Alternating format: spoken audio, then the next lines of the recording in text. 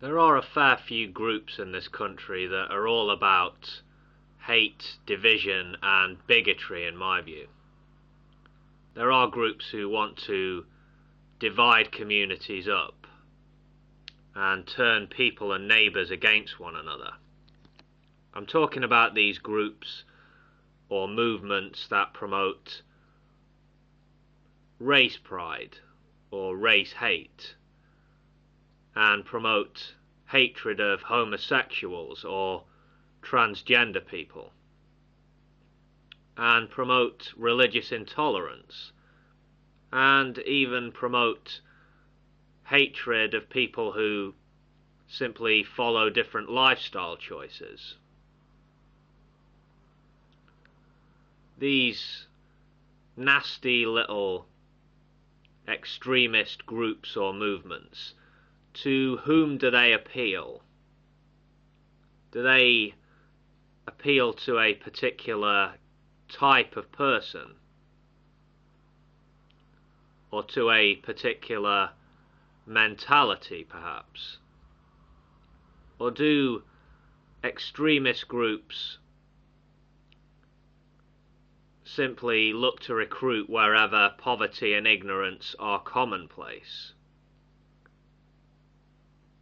The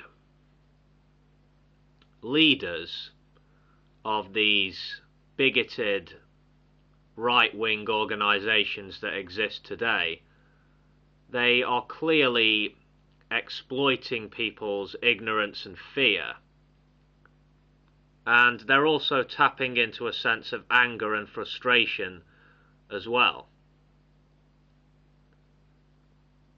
So people are being exploited, and I think a lot of the folks who follow extremist leaders and extremist ideologies aren't even aware that they're being exploited because, well, they lack the education needed to see the truth.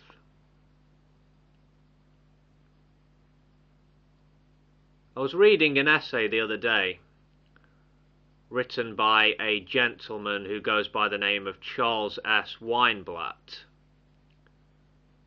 The essay is called "Why Do People Hate?" Allow me to read you a bit of it here. Quote, "So, what brings a person to despise a stranger?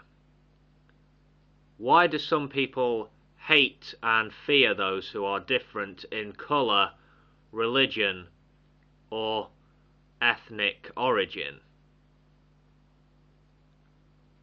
Why do so many people find it easier to hate than to tolerate? My instinct tells me that some people acquire racism because they were taught at a young age to hate by parents, siblings, relatives, friends, or any other portion of their social network. At some point in their juvenile existence, they learned to despise minorities from people close to them.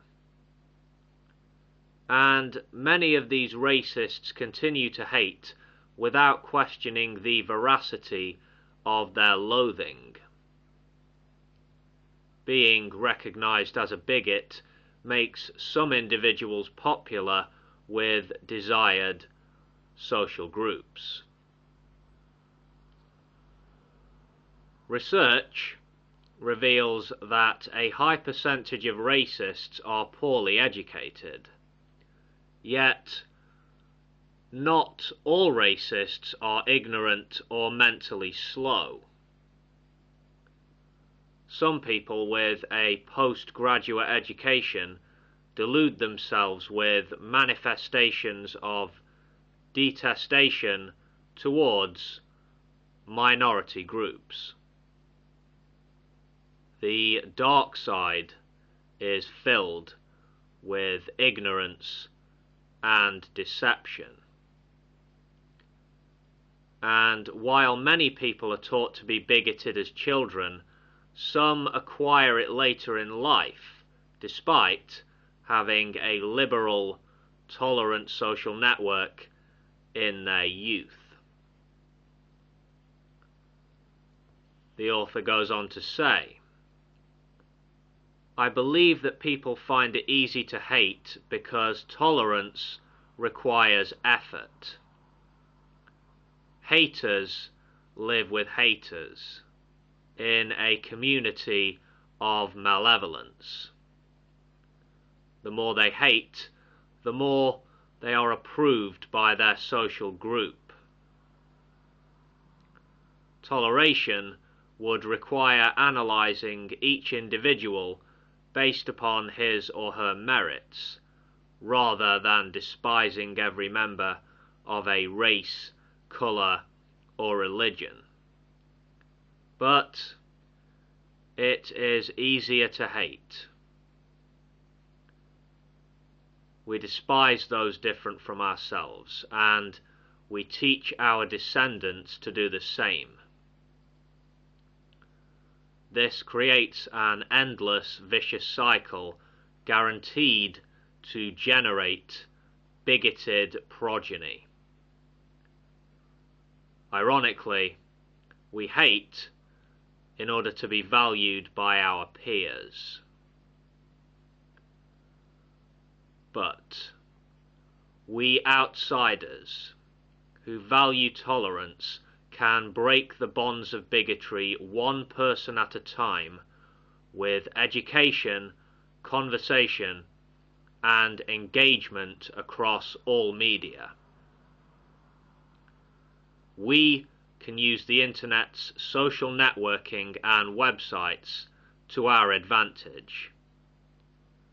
We can fight the innate fear and bigotry of others by generating compassion for the individual, regardless of milieu.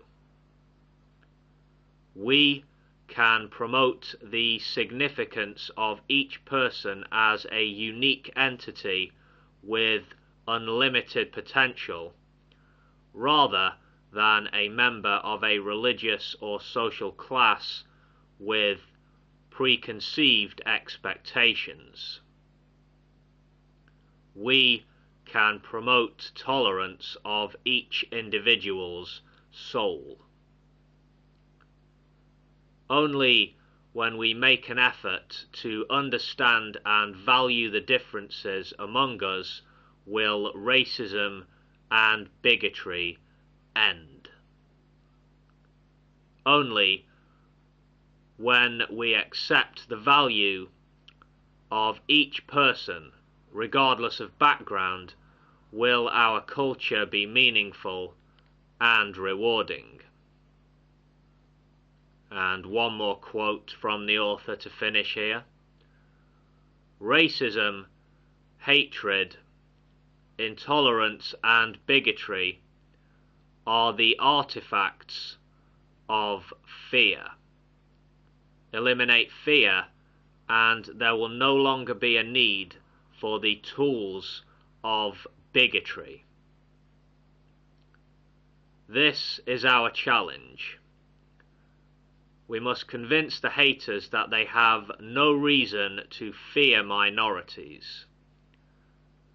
This is the greatest and most noble challenge of our generation.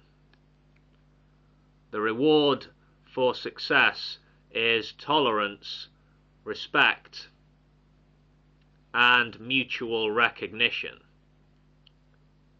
We can share our planet together as equals. This will be our legacy. End quote. Well, if you want to read the whole essay, visit the site cweinblatt.blogspot.co.uk. There are also a few other essays by the same author on the site, that you might find interesting. I know I did. Anyway, catch you later, folks. All the best.